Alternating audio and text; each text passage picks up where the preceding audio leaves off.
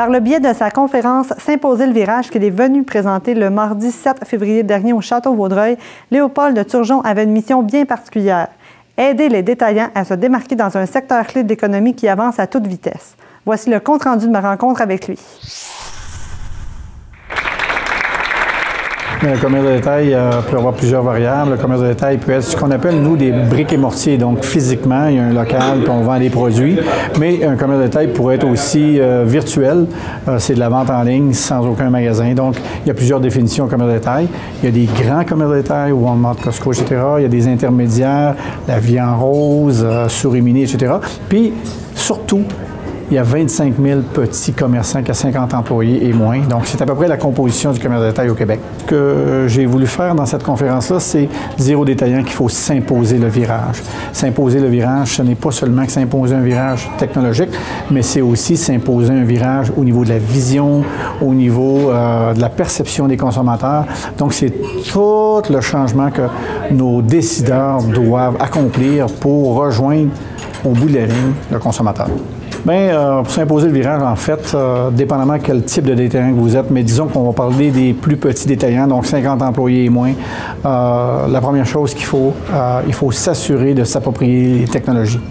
Un des gros enjeux qu'on a au Québec, au Canada, en Amérique du Nord, c'est l'appropriation des technologies par nos détaillants. On accuse un retard, par exemple, par rapport à l'Asie, par rapport à l'Europe, donc, et alors qu'il y a une opportunité vraiment grandissante pour les détaillants. Mais si on fait exception à ce qu'on appelle l'allègement réglementaire, la réglementation, si on fait exception à toute la fiscalité, l'enjeu numéro un, c'est l'appropriation des technologies. Donc, nos détaillants accusent un retard par rapport, par exemple, à l'Asie ou à l'Europe. Et ça, c'est pas seulement au Québec, c'est partout en Amérique du Nord.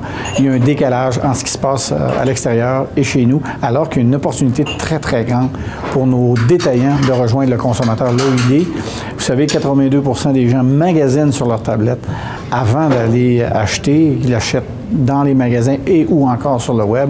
Donc, c'est maintenant rendu la vitrine, le web. Donc, c'est important de s'approprier les technologies. Les commerces de proximité ont un enjeu qui est très important, c'est de se détacher par rapport au eBay, Amazon de ce monde, Alibaba, des entreprises étrangères qui vendent des produits ici, partout sur le territoire. Par contre, ils ont un avantage que ces grands-là n'ont pas, c'est d'être proches de leur communauté. Et ils doivent absolument travailler, c'est impératif, travailler avec leur communauté. Comment on travaille avec la communauté? On peut le travailler avec les médias sociaux, on peut le travailler en créer des événements, par exemple. Donc, il y a plusieurs façons de travailler sa communauté, mais c'est ta communauté qui va t'aider à prospérer. C'est ta communauté qui va dire, par exemple, ah ben là, ils vont donner un excellent service, les garanties sont honorées, etc. C'est cette communauté-là qui permet aux détaillants de proximité de s'en sortir. Et vous savez, c'est la première fois dans l'histoire qu'un détaillant qui est local a la possibilité de devenir un détaillant international en s'appropriant les technologies. Bien, essentiellement, deux gros dossiers. La taxe, le gouvernement regarde toujours la possibilité d'augmenter la taxe de vente. Ça, c'est un dossier important. Un autre dossier très important, c'est le dossier du salaire minimum. Donc, la CQCD est intervenue beaucoup pour faire valoir les tenants et aboutissants d'une augmentation potentielle à 15 $. Donc, ça a été un gros dossier au niveau gouvernemental.